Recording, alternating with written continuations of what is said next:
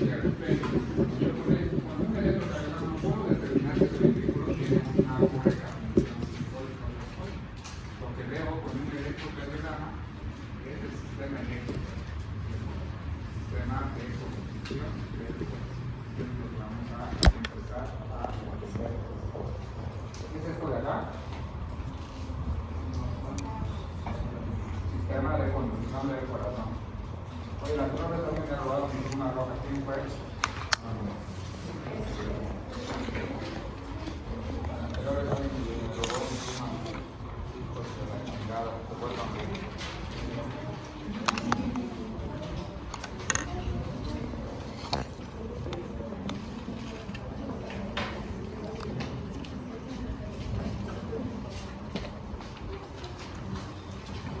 Solo cuenta los diputados, pero los impresos no cuentan. Ya impreso no cuentan.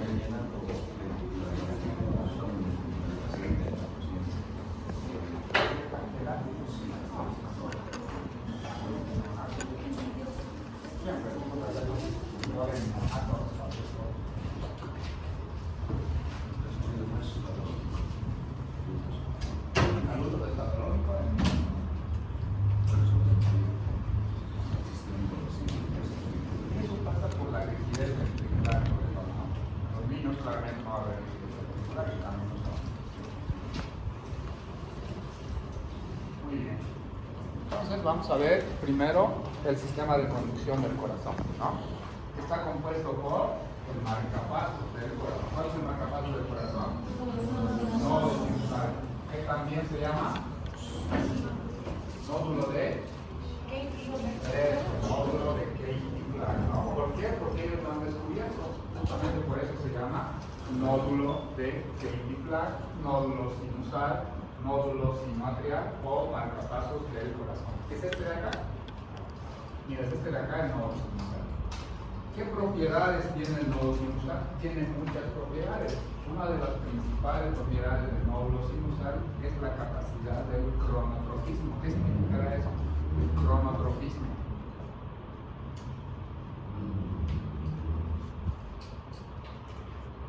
¿Qué significa cronotropismo? ¿Cómo se llama? Tú sabes.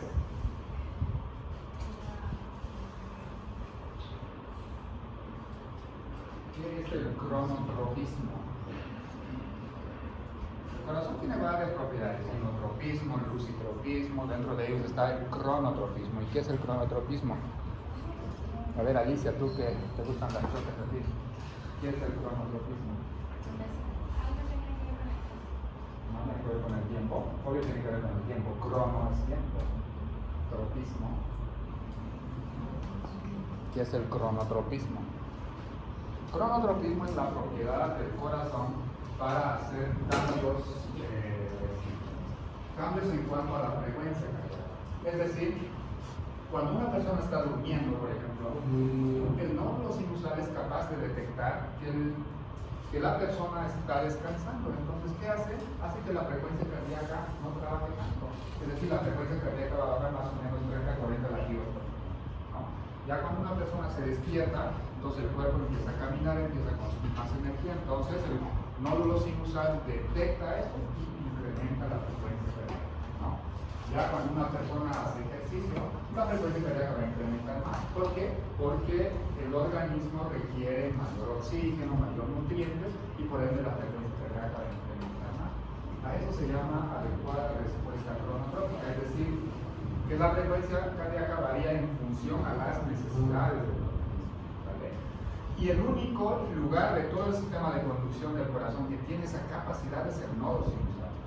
En determinadas enfermedades, sobre todo enfermedades autoinmunes, ¿qué enfermedades autoinmunes conocen? A ver, lupus, otro, síndrome de Sjögren, artritis, muchas enfermedades esclerodermia, muchas enfermedades autoinmunes. En algunas enfermedades autoinmunes, el nódulo sinusal deja de funcionar. Pero cuando el nódulo sinusal deja de funcionar, el corazón está, o el cuerpo humano es una máquina tan perfecta que cuando el nódulo sinusal deja de funcionar, cualquier parte del sistema de conducción toma el mando. Por ejemplo, si esto deja de funcionar, esta parte del sistema de conducción puede tomar el mando de todo el corazón.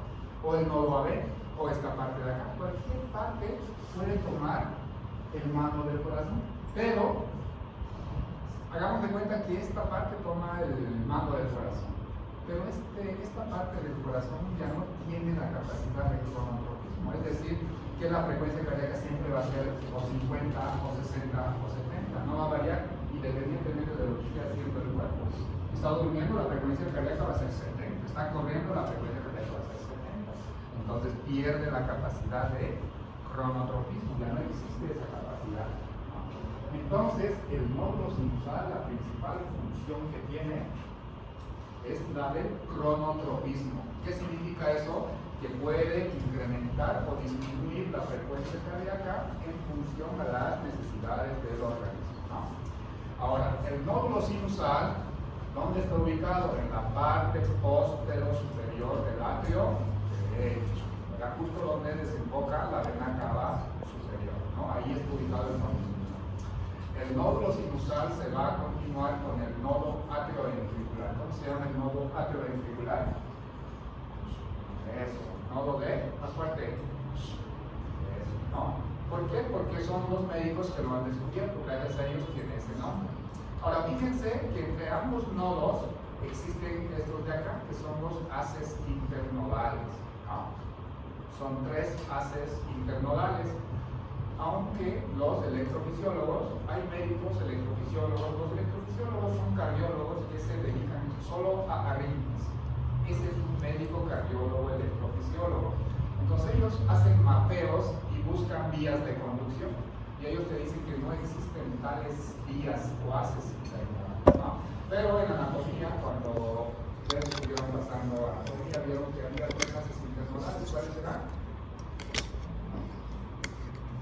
Alma, torre y entonces estos 3 haces internodales teóricamente conectan el nódulo sinusal con el nodo atrioventricular, ¿no? Ahora, el nodo atrioventricular, así como el nodo sinusal tiene una función vital, el nodo AB tiene otra vital muy importante, una función relativamente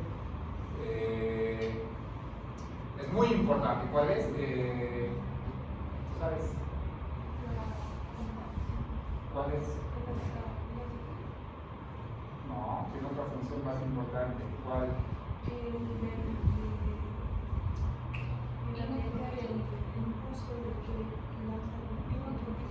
No, inotropismo. Eso, muy bien.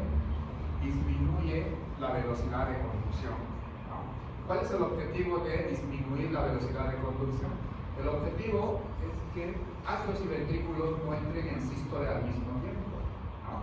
El nodo AB produce un retraso fisiológico en la conducción del impulso eléctrico, con el objetivo de que atrios y ventrículos no entren en sístole al mismo tiempo. Imagínate que el atrio esté en sístole y el ventrículo en sístole.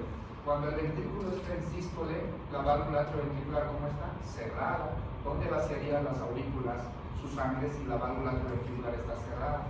Entonces no hay forma que eso sea viable, ¿cierto? Entonces, para que el ventrículo esté en diástole y atrio en sístole, entonces, ¿qué hace el nodo atrioventricular? Produce un retraso fisiológico en la conducción del impulso eléctrico, ¿no? El nodo atrioventricular se continúa con este de acá, que se llama haz de His, y el haz de His se continúa con la rama derecha del haz de His, que es este de acá, y con la rama izquierda del haz de His, ¿no? Acá también está.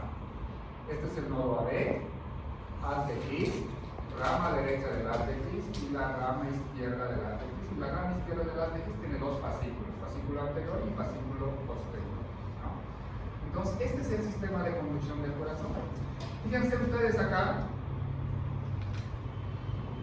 la válvula, ¿qué válvulas está? Tricúspide, ¿y esta de acá? Mitral. Fíjense que el impulso eléctrico de atrios a ventrículos solo pasa a través del nodo atrioventricular. No pasa por ningún otro lado, solo por el nodo atrioventricular y el haz de His. ¿Por qué? Porque aquí hay una capa fibrosa, acá. que impide que el impulso eléctrico, por ejemplo, que llegó a esta parte de la aurícula, no pase a través de la válvula hacia los ventrículos. ¿No? El impulso eléctrico solo debe pasar a través de el nodo atrioventricular. ¿Qué pasaría o qué pasa si el impulso eléctrico pasaría de acá a acá? Significa que el impulso eléctrico llegaría muy rápido a los ventrículos. Hay una arritmia que se llama síndrome de preexcitación, el famoso Wolff-Parkinson-White. Ustedes alguna vez lo han escuchado. ¿Qué es eso? Nada más una vía accesoria en aquellas personas que tienen algún tipo de cardiopatía. Es decir, tienen un cable adicional acá que permite el paso del impulso eléctrico de atrios a ventrículos. ¿No? ¿Qué pasa? Ese cableado eléctrico no tiene la función del modo AB, de retrasar el impulso eléctrico. Entonces, los ventrículos tienen una contracción anticipada. A eso se llama síndrome de preexcitación, ¿no? O Wolff-Parkinson-White. Ahora, ¿qué pasa si el impulso eléctrico tarda en llegar a los ventrículos? ¿Qué se llama eso?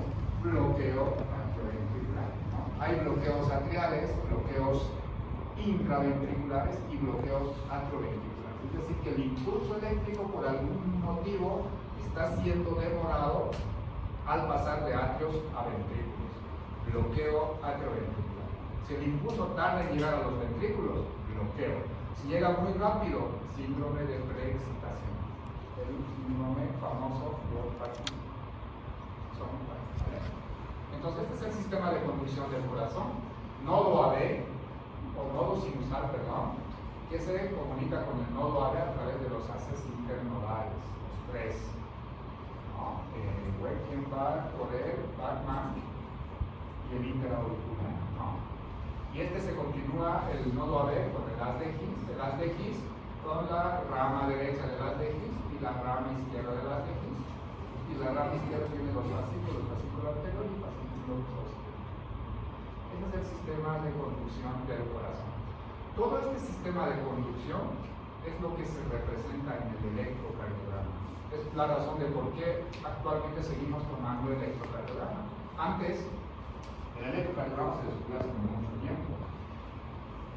Actualmente existen tantos estudios para el corazón, ecocardiograma, angiotomografía, resonancia magnética. Existen tantos estudios sofisticados para el corazón, pero el electrocardiograma se sigue tomando. ¿Por qué? Porque el electrocardiograma evalúa el sistema de conducción del corazón.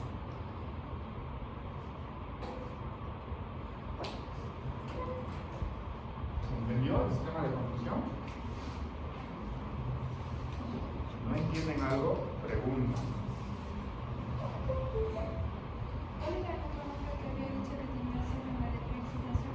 Síndrome de preexcitación o Wolff-Parkinson-White.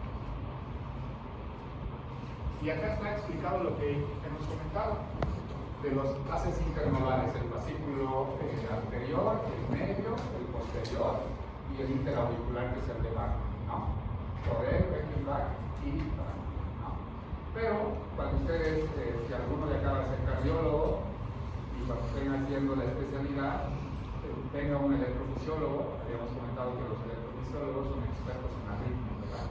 Ellos dicen que no existen esos haces internodales. Anatómicamente para ellos no existen, aunque solo existe este de acá, el interauricular o el Bachmann. Es el único que anatómicamente los electrofisiólogos lo validan, ¿no? Pero nosotros por anatomía hemos aprendido esto de acá, ¿no? Ahora, fíjense que la velocidad a la cual conduce el sistema de conducción del corazón es diferente dependiendo del lugar. Dijimos que el nodo AB produce un retraso en la conducción del impulso eléctrico. ¿En qué parte del sistema de conducción la velocidad del impulso eléctrico es mayor? Mira, fíjense acá, en las fibras de Purkinje, a 3.4 metros sobre segundo. ¿En qué parte del sistema de conducción el impulso eléctrico viaja más lento? Por obvias razones sería en el nodo AB. Y está acá, a una velocidad muy, pero muy corta, ¿cierto? Entonces acá se produce el retraso del impulso eléctrico con el objetivo de que atrios y ventrículos no entren sístole en un mismo tiempo, ¿no?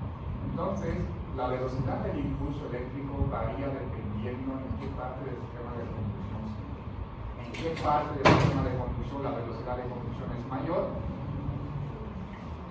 Después de las de X, ¿no? Rama derecha, fibras de Purkinje, ahí la velocidad de conducción es mayor. ¿Okay? Ahora, ¿a qué se debe esto del impulso eléctrico como tal? Se debe nada más y nada menos a la entrada y salida de sodio. Entrada de sodio, salida de potasio, entrada de calcio y todo lo demás, ¿no? El potencial de acción.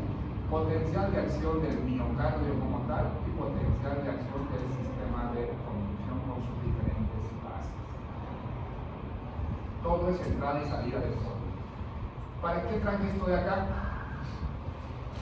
La gran mayoría de las personas tienen alteraciones del ritmo, sobre todo los pacientes internados en las terapias intensivas. Tienen cualquier tipo de arritmias, ya sean taquiarritmias o bradiarritmias. Cuando existe arritmias en un paciente estructuralmente, con un corazón estructuralmente sano, siempre debemos de volver a ver a los electrolitos o a un desequilibrio ácido-base, ¿no? Porque siempre están involucrados estos de acá, ¿no? ¿Por qué? Porque el potencial de acción se debe gracias a la entrada de sodio, salida de potasio y todo lo demás, ¿no? Entonces, cuando existe un tipo de arritmia en un paciente previamente sano cardiovascular y empieza a tener arritmias, entonces debemos de voltear a ver siempre el medio interno, ¿no? Desequilibrio hidroelectrolítico y el equilibrio ácido-base, ¿vale? Ahora, el electrocardiograma nosotros se lo debemos a este señor. De hecho, ganó el Premio Nobel de la Paz en 1924, ¿no? Él descubrió el electrocardiograma, ¿vale? Ahora, ¿cuáles son las partes de un electrocardiograma? Todo lo que ustedes ya han venido repasando, ¿no? Lo primero que tenemos que reconocer en un electrocardiograma es la línea isoeléctrica. Esto de acá es la línea isoeléctrica. Línea isoeléctrica. Luego vamos a tener deflexiones, ya sean positivas. Una deflexión positiva siempre es hacia arriba, por ejemplo. Esta, por ejemplo, que es una onda P, es una deflexión positiva. Luego tenemos deflexiones como el complejo QRS. Mira, acá esta es mi línea isoeléctrica. Y luego tengo una deflexión negativa, que es la onda Q. Luego tengo una deflexión positiva, que es la onda R. Y luego tengo una deflexión negativa, que es la onda S. Y luego línea isoeléctrica. Esto se llama línea isoeléctrica. ¿Vale? En este trazo de complejo QRS, fíjense que la onda R siempre es positiva, no hay onda R negativa. Y lo mismo, la onda S siempre es negativa, siempre es una deflexión negativa. La onda Q siempre es una deflexión negativa. Por ejemplo, si yo tuviera solo una onda positiva acá grande, solo sería onda R. Si yo tengo una deflexión negativa grande en vez de este complejo QRS, solo sería onda S. ¿Verdad? Entonces, las ondas R siempre son deflexiones positivas. La onda S siempre es deflexión negativa. Y luego viene la onda T, que es una deflexión positiva, ¿no? Ahora, vamos por partes. ¿Qué representa la onda P? La onda P representa la despolarización auricular. Eso representa la onda P. ¿Qué representa el complejo QRS? La despolarización ventricular. Así como hay repolarización ventricular, también existe repolarización atrial. Solo fíjense que la repolarización atrial sucede en el mismo tiempo que está sucediendo la despolarización ventricular. Como la despolarización ventricular tiene mayor voltaje, es por eso que nosotros no vemos la repolarización auricular en un electrocardiograma. ¿Vale? Sí existe repolarización auricular, no lo vemos en el electrocardiograma. ¿Por qué? Porque en ese mismo momento está sucediendo la despolarización ventricular. Todo lo que se despolariza se repolariza. Y la repolarización ventricular está representada por la onda T. Entonces, un electrocardiograma tiene línea isoeléctrica, tiene ondas que son deflexiones, ya sean positivas o negativas. La onda P es una deflexión positiva en la mayor parte de las veces, también puede ser deflexión negativa, pero lo vamos a ir viendo luego, ¿vale? Complejo QRS, la onda R siempre es positiva. Si es solo una onda R negativa, no hay onda R negativa, va a ser S, ¿vale? No hay R negativa. La R siempre es deflexión positiva y la S siempre es deflexión negativa. En cambio, la onda T puede ser positiva en la mayor parte de las veces, pero también puede ser negativa, al igual que la onda T.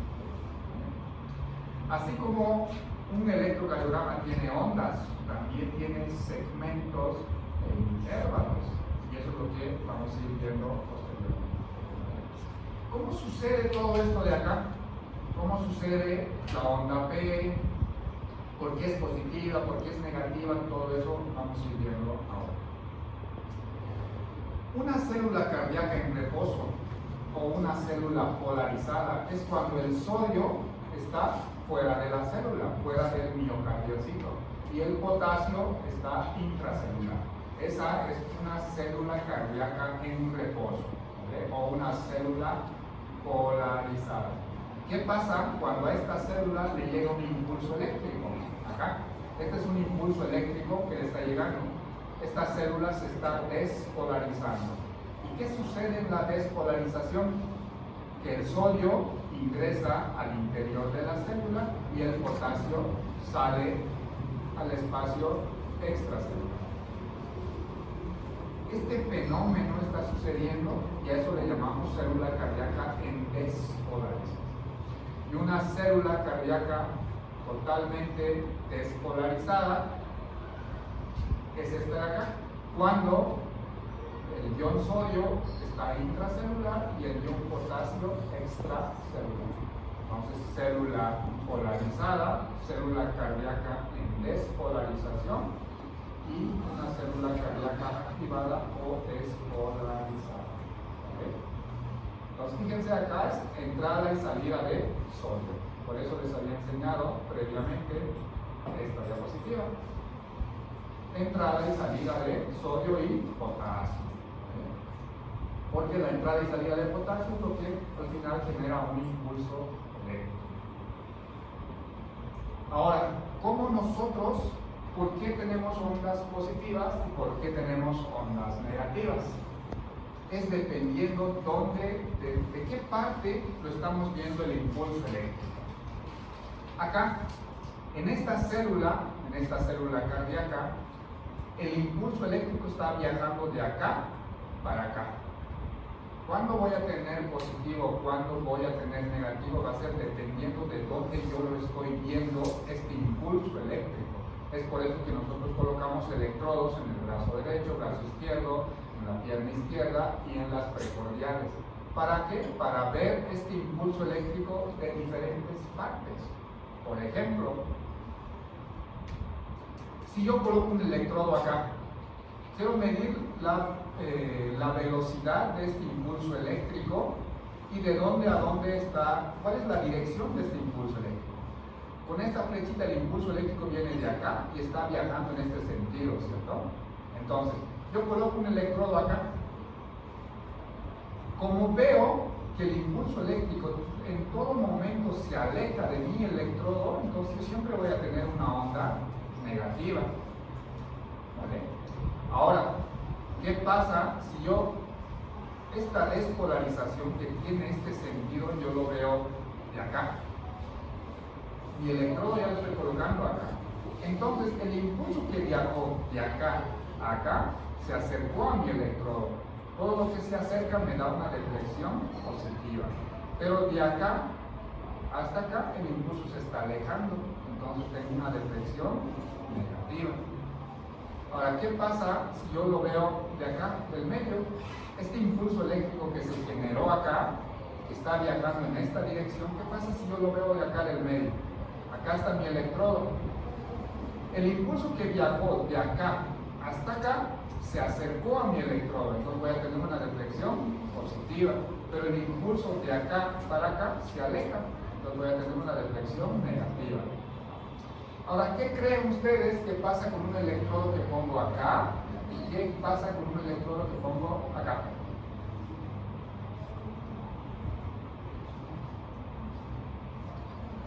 A ver, con el último, vamos a hacer este ejemplo más. Miren, el impulso se generó acá y el impulso viajó de acá, hasta mi electrodo. En la mayor parte del tiempo el impulso se acercó a mi electrodo, es por eso que tengo una onda predominantemente positiva. Pero de acá para acá se aleja, pero esto es pequeño, por eso tengo una onda negativa. Ahora, si yo veo el impulso eléctrico con un electrodo que pongo acá, ¿cómo va a ser mi onda? ¿Por qué? Porque todo el tiempo se está acercando. Es la razón de por qué tenemos ondas positivas y ondas negativas en el electrocardiograma, porque nada más estamos viendo de diferentes partes al corazón, y ahorita lo vamos a entender mejor, ¿vale? Y mira, aquí está. Ya lo veo acá mi electrodo, el impulso eléctrico viaja de acá en esta dirección. En todo momento el impulso eléctrico se está acercando a mi electrodo, porque es la razón de por qué solo voy a tener onda positiva, ¿vale? Entonces la razón de por qué tenemos ondas positivas y ondas negativas en el electrocardiograma. Y acá lo vamos a entender. Miren, este es el corazón en un cuerpo humano, ¿no? ¿Dónde estaría acá el impulso eléctrico? ¿Dónde se generaría? Más o menos acá. Acá estaría el nodo sinusal. Y el impulso eléctrico va a viajar de acá para acá, ¿verdad? ¿Cómo vendría mi electrodo? Más o menos así. El impulso eléctrico va a tener esta dirección. Ahora, si yo coloco un electrodo acá, que es la derivación D2 y D3, ¿qué ondas van a predominar? ¿Positivas o negativas? Positivas. ¿Por qué? Porque la mayor parte del tiempo se está acercando. Es por eso que la gran mayoría de las ondas en D2 y D3 son positivas. Ahora, acá es ABR. Acá estoy colocando mi electrodo. ABR se coloca en el brazo derecho, ¿cierto? Acá. El impulso eléctrico tiene esta dirección. ¿Cómo voy a tener mis ondas en ABR? Predominantemente negativas. Cuando ustedes vean un electrocardiograma, la gran mayoría de las ondas van a ser negativas. Acá tengo T1. Este es T1. ¿Cómo voy a tener mis ondas en la derivación T1? ¿Más positivas o más negativas? Más positivas, porque el impulso eléctrico tiene esta dirección. Entonces, como entre la mayor parte del tiempo las ondas se van a acercar a D1. Entonces, en D1, D2 y D3 las ondas van a ser predominantemente positivas. ¿Y cómo van a ser en ABR? Predominantemente negativas. ¿Se entendió esa parte? De por qué tenemos ondas positivas y ondas negativas, ¿cierto? Es la razón de por qué hay ondas positivas y ondas negativas. ¿Okay? Ahora, vamos a ver un poco de las partes de un electrocardiograma. Un electrocardiograma es esto de acá, es uno completo. Un electrocardiograma tiene derivaciones bipolares, tiene derivaciones unipolares, tiene derivaciones unipolares, pero que son precordiales, y tiene una tira de ritmo, que es el D2 largo. Vamos por partes. Cuando decimos derivaciones de las extremidades o derivaciones de los miembros o del plano frontal, son estos 6: D1, D2, D3, ABR, ABL y ABL. Estas 6 son derivaciones de las extremidades o de los miembros o derivaciones del plano frontal. Dentro de las derivaciones de las extremidades tenemos bipolares, D1, D2 y D3, y unipolares, ABR, ABL, ABL. ¿Por qué son bipolares? Porque necesitan de 2 polos para poder graficar las ondas en un trazo de papel. En cambio, son unipolares porque solo necesitan de un electrodo, ¿vale? Luego tenemos las derivaciones unipolares o del plano horizontal, que son las derivaciones precordiales, de B1 a B6, B1, B2, B3, B4, B5, B6. Y un electrocardiograma siempre tiene algo que se llama tira de ritmo, está en la parte de abajo, que generalmente es el D2 largo. El D2 largo es la tira de ritmo, ¿vale? Si yo les digo, fíjense cómo está la onda P en las derivaciones bipolares. Las únicas bipolares son estas 3: D1, D2 y D3. Derivaciones de las extremidades unipolares, ABR, ABL y AB. Ahorita vamos a ver qué significa cada una de estas, ¿vale? Precordiales de B1 a B6, o que precordiales también puede haber B7, B8 y B9, ¿vale? Y luego tenemos la tira de primo. Y ahorita vamos a ir entendiendo todo qué significa esto de acá, todas estas chingaderas de de acá, para ver qué significa, y vamos a ir descifrando todo eso, ¿vale? Entonces, decíamos que las derivaciones D1, D2 y D3 son bipolares. ¿Por qué? Porque necesitan de dos electrodos. Por ejemplo, D1 es la diferencia de potencial entre el brazo derecho y el brazo izquierdo. Es decir, necesitas dos polos para tener un trazo eléctrico. Y te dice que su vector está en dirección a cero. Y vamos a entender solamente el vector de cero, ¿vale? Entonces, por eso estas son bipolares, porque necesitan de dos polos. D1, por ejemplo, necesita brazo derecho y brazo izquierdo. D2, ¿qué necesita? Diferencia de potencial entre brazo derecho y pierna izquierda. Y su eje eléctrico está más o menos a 60 grados. D3, diferencia de potencial entre brazo izquierdo y pierna izquierda. Su vector normalmente apunta a más 120 grados.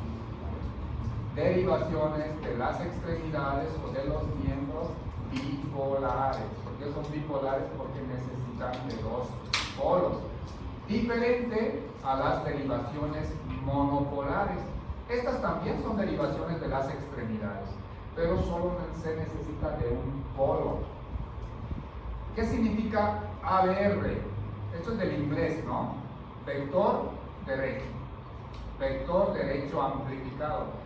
Al requerir un solo electrodo para tener un trazo eléctrico, si nosotros tuviéramos que solo colocar el electrodo y imprimirlo, estas derivaciones tienen muy pero muy bajo voltaje. De hecho, casi no se ve ningún trazo de electrocardiograma. Entonces, ¿qué hacen los equipos de electrocardiograma? Lo amplifican. De ahí viene esta abreviación minúscula que dice vector derecho amplificado, vector izquierdo, left izquierdo, ¿no? Vector izquierdo amplificado. ¿Y esto de acá qué será? Vector pie, ¿no? Foot. Vector de pies amplificado, ¿vale? ¿No significa eso? ¿Por qué? Porque al ser monopolares tienen muy, pero muy bajo voltaje. Entonces, ¿qué hacen los equipos de electrocardiograma?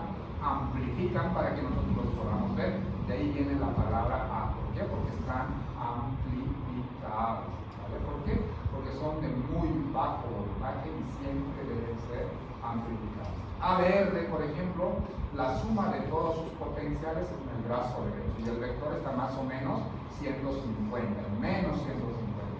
Ahorita vamos a ver eso de dónde están derivados de los menos 150. ¿Vale? ABL, el potencial absoluto, está en el brazo izquierdo y su vector está en dirección de menos 130, que es más o menos 30, perdónenme acá, menos 30. Y ABP, el potencial absoluto, es en la pierna izquierda y el vector está más o menos a 90 grados. Y luego tenemos las derivaciones unipolares o derivaciones de las precordiales. ¿Vale? Por ejemplo, a ver si se entendió un poco. El impulso eléctrico viene de acá para acá. El vector vendría en este sentido, ¿cierto? Si yo estoy viendo con una derivación B1 que le colocamos acá, voy a ver cómo el impulso eléctrico viene de acá a acá y B1 lo colocamos acá. ¿Cómo voy a ver las ondas? ¿Más positivas o negativas? Más positivas. ¿Qué dicen? Positivas. Mira, el vector más o menos viene acá el electrodo, acá, y el impulso viene de acá hasta acá. Este es el ápice. Y acá está B1. Más negativo. B4, B5, B6, ¿cómo lo voy a ver? Positivas, ¿verdad? Y ahorita vamos a ver qué significa cada uno de ellos. Este es el círculo de ejes o el sistema hexaxial, que es algo que lo tienen que memorizar. Fíjense que derivación D1, esta es derivación D1, el polo positivo apunta a 0 grados y la derivación de D1, el polo negativo apunta a menos 180 grados. D2, esto es D2. D2, el polo positivo apunta a más 60 grados. Todo lo que es acá abajo es positivo, por si acaso. Todo acá es negativo. Entonces D2 apunta a más 60. D3 a más 120. ABF a más 90. ABL a menos 30 y ABR a menos 150. Algo que tienen que recordar acá es perpendicular. ¿Qué es una perpendicular?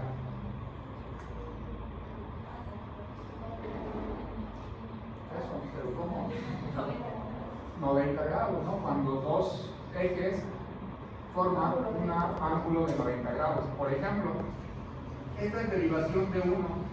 ¿Cuál será la perpendicular de D1? Más fuerte. ¿Cuál es la perpendicular de D1? ABF. Entre 0 y 90, ¿cuánto hay? 90 grados, ¿no? Esa es una perpendicular. Ahora, ¿cuál será la perpendicular de D2?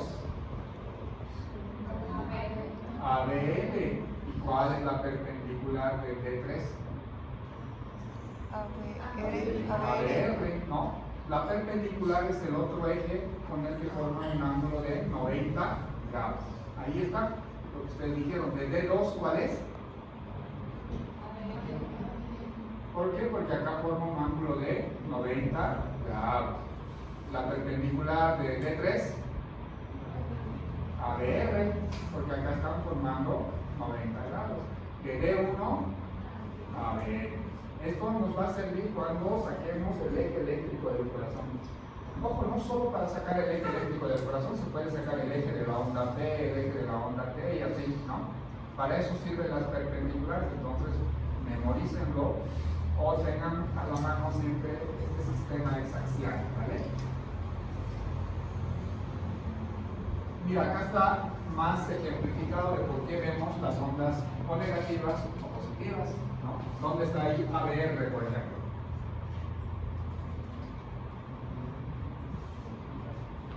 ¿Cómo están las ondas en ABR? Lo que decíamos hace rato. Más negativas. Negativas, fíjense acá.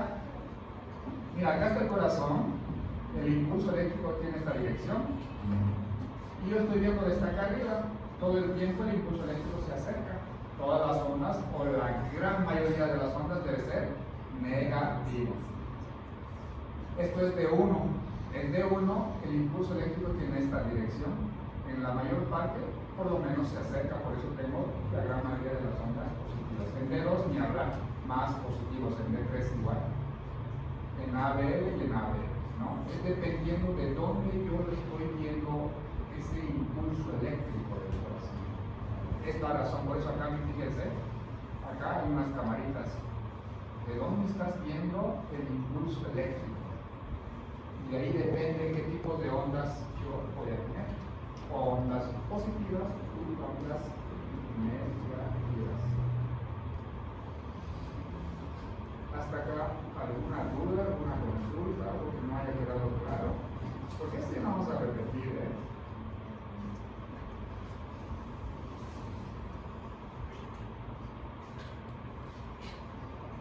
¿Todo bien? Perfecto. Ahora bien, mira, esto es lo que les preguntaba de B1, B2 y B3. Algo que ustedes tienen que recordar, dijimos que el complejo QRS representa la despolarización ventricular. ¿Ah? Complejo QRS. ¿Qué representa la onda Q? ¿Qué representa la onda R? ¿Y qué representa la onda S?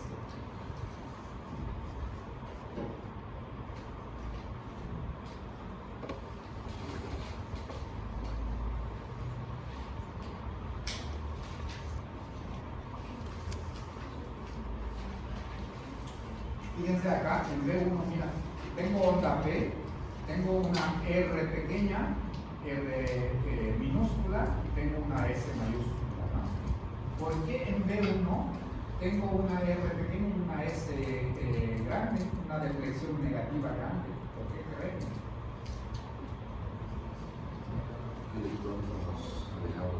Mira, acá está el corazón. B1, B2, B3, B4, B5, B6. El corazón está acá, el impulso eléctrico tiene esta dirección. Debemos de recordar que la onda Q representa la despolarización del septum ventricular, nada más.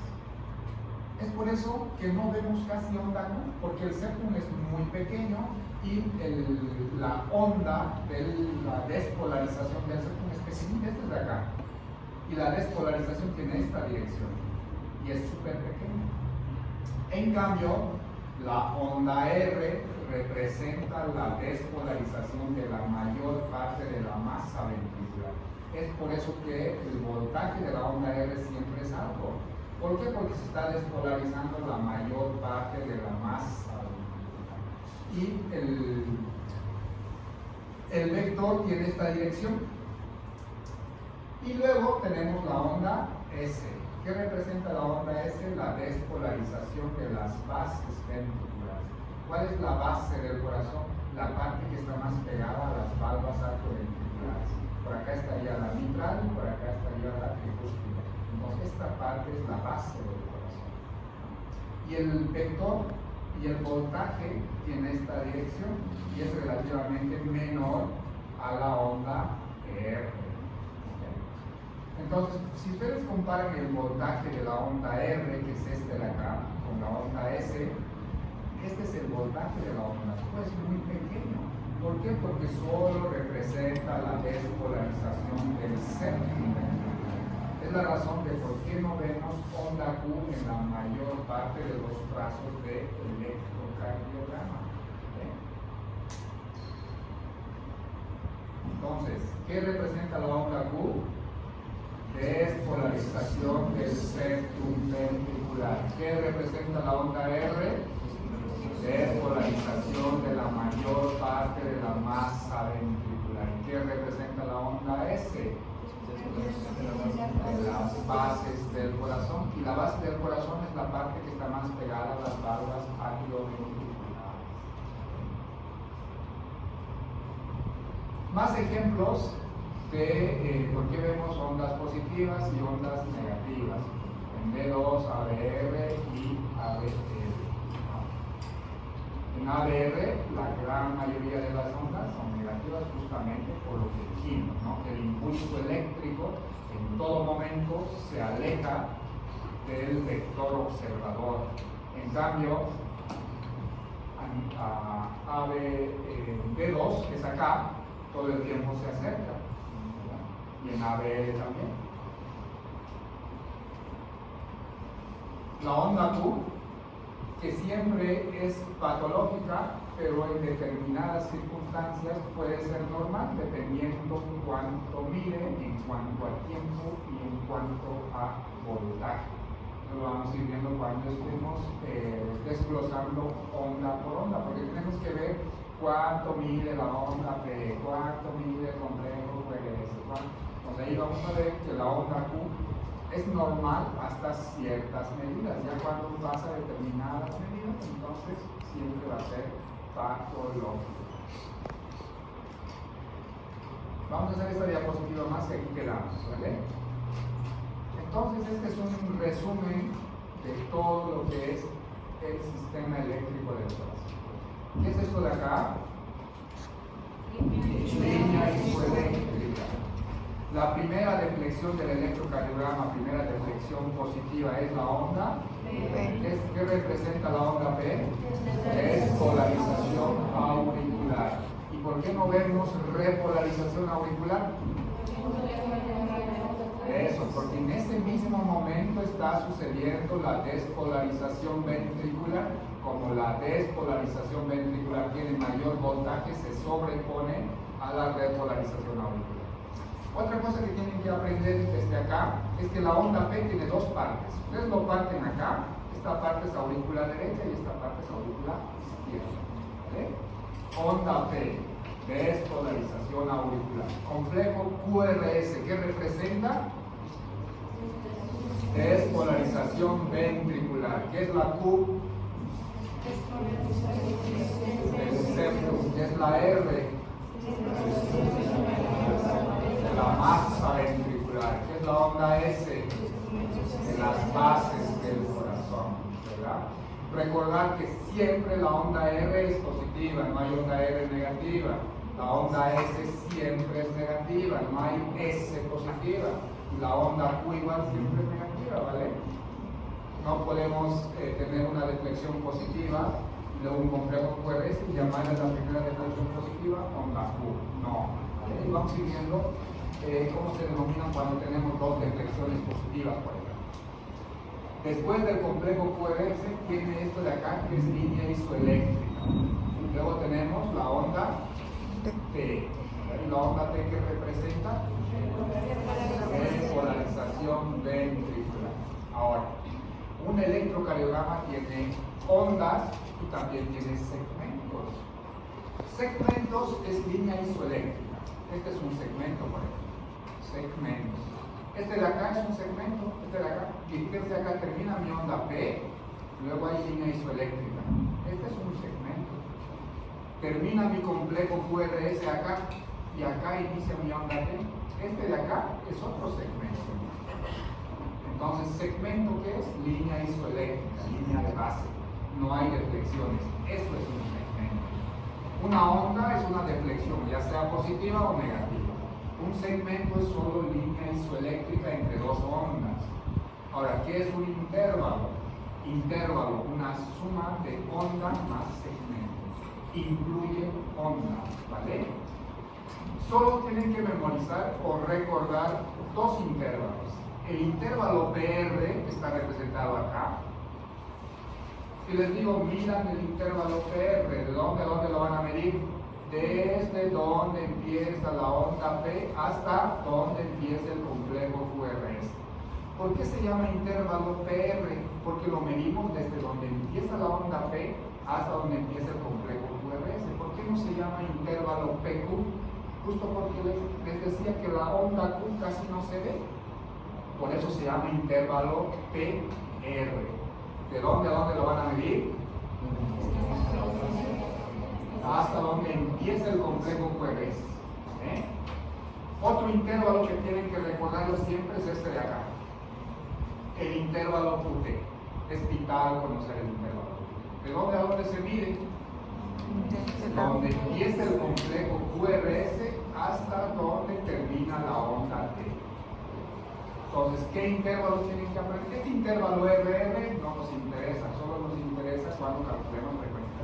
No necesitan saber el valor del intervalo RR, pero sí necesitan aprender el valor del intervalo PR, cuánto es lo normal, de dónde a dónde se mide, y cuál es lo normal del intervalo QT y de dónde a dónde se mide. Entonces, dos segmentos bien importantes. El segmento ST, que es esto de acá, sobre todo cuando veamos infartos, y el segmento PQ o PR. Y dos intervalos bien importantes, el intervalo PR y el intervalo QT. Y es lo que vamos a ir preguntando en la clase, de dónde a dónde se mide. Una pregunta. Adelante. ¿Se puede hacer lo que es la definición de intervalo? Perdóname. La definición de intervalo sustantivo, ¿cuál es la Definición de intervalo, la suma de onda más segmento. Eso es un intervalo. Onda más segmento. Un intervalo incluye onda y segmento. ¿Alguna duda, consulta, algo que no haya quedado claro?